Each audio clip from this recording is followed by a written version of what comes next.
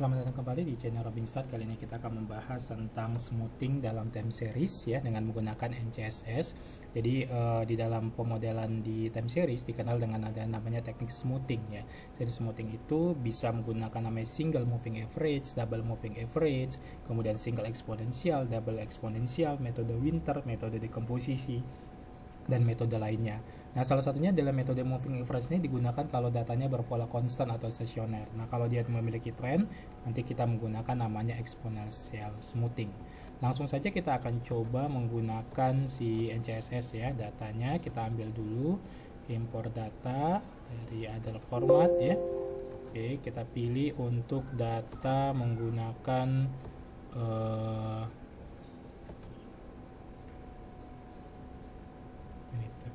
atau kita pakai data menggunakan a views ya.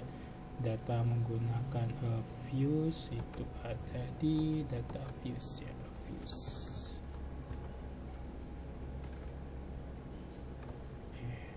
Data views stata kali ya, data stata saja. Stata, format stata. Oke. Views juga ada, kok tidak ada di sini. Views, apakah ada format views? Tidak ada, kita ambil format stata saja. Kita ambil di stata, data stata ya. Data stata ya. Oke, di sini kita ambil data untuk menggunakan data untuk smoothing. Data untuk smoothing berarti untuk data ini moving average dan data exponential smoothing ya. Oke. Nah, seperti ini. Ini ada datanya, data sales ya, tahun periode 1 sampai periode N. Nah, kita tinggal pilih saja analisisnya di analisis namanya analisis time series.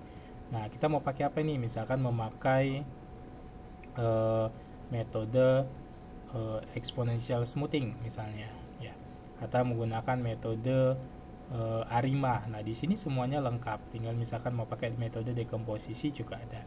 Misalkan exponential smoothing yang menggunakan tren, nah bisa saja.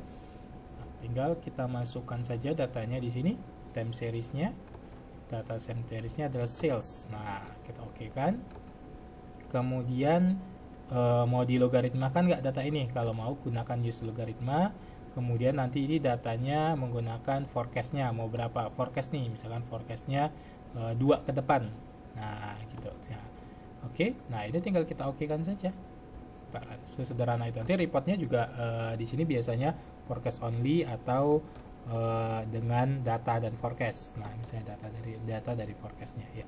Nah, kalau kita run seperti ini. Nah, ini kalau kita lihat di sini ya. Nah, di sini ini yang kita lihat beberapa datanya ya. Nah, ini yang digunakan alfanya berapa? 0,375 itu untuk menggunakan ini. Kemudian forecastnya. Nah, ini kalau kita lihat ini data plotnya ya, ini dengan forecastnya. Nah, gitu ya. Kemudian kalau kita membandingkan antar model, biasanya yang dilihat ininya nih, CDR2-nya mampu menjelaskan berapa persen, kemudian MSE-nya, kemudian MAD-nya, mean absolute error ya, kemudian atau MAP-nya. Nah, ini yang dilihat dari ini MAP, mean percentage of error gitu ya. Nah, jadi kalau kita misalkan membanding-bandingkan model, ini nilai aktual, ini nilai forecast ya, nilai forecast.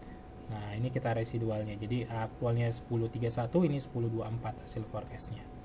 Nah, itu menggunakan namanya metode exponential smoothing ya. Jadi kalau menggunakan metode lain ya tinggal kita pilih, misalkan kita menggunakan ARIMA. Nah, ARIMA ini kan salah satu metode di dalam time series juga ya. Jadi kita bisa cek di sini. Oke, nah misalkan data sales. Nah, mau kita lihat data sales. Kemudian nanti di sini kita milihnya ini ada R-nya berapa, M-nya berapa. Jadi kalau dia ARIMA tinggal kita pilih, misalkan kita gunakan R1 berarti ini 1, maka M-nya 0. Nah, kalau ARMA 1, nah ini 11. Kalau MA 1 berarti ini 0. Ya, ini efek dari ARIMA biasa. Nah, kalau ditambah efek dari seasonal, nah di sini ada seasonal R.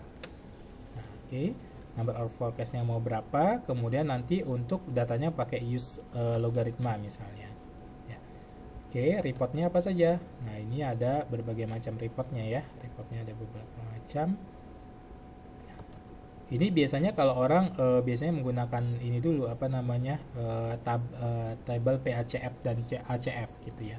Tapi kalau misalkan kita malas menggunakan itu ya, pilih-pilih coba-coba satu-satu, kita pakai namanya automatic. Nah, automatic ada namanya metode automatic ARIMA misalnya.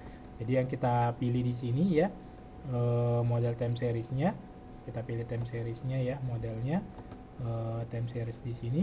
Nah, kita pilih yang namanya automatic ARIMA. Nah, jadi dia otomatis memilihkan yang terbaik. Nah, yang terbaik dengan dari data kita modelnya. Jadi kita nggak perlu coba-coba R1, MA1 gitu ya. Trennya nanti kita gunakan oke kan.